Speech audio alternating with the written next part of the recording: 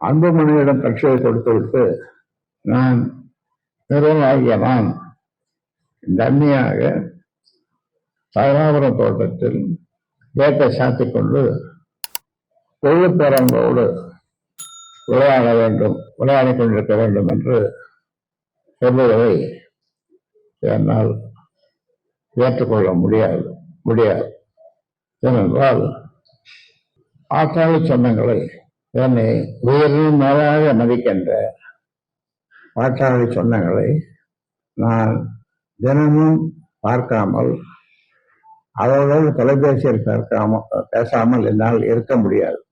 அதை கடைசி மூச்சு வரை நாம் ஏற்கனவே சொன்னதுதான், உலகி நடந்தாலும் இந்த ஊமை ஜனங்களுக்காக நான் என் உயிரை விடுவேன் என்று முன்னால் சொன்னதுதான். இப்பொழுதும் சொல்லுகிறேன், மக்கள் என்னை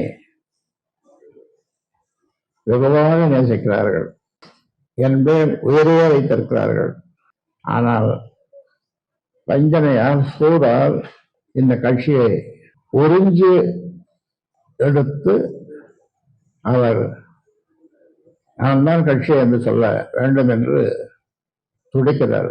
அது எப்படி சாத்தியம்? அதனாலே தான்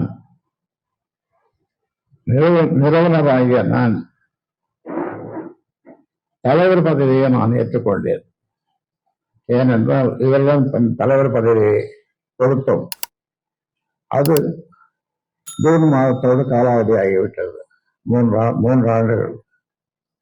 அதனாலே இப்பொழுது நான் தான் கட்சியினுடைய நிறுவனரும் தலைவருமாக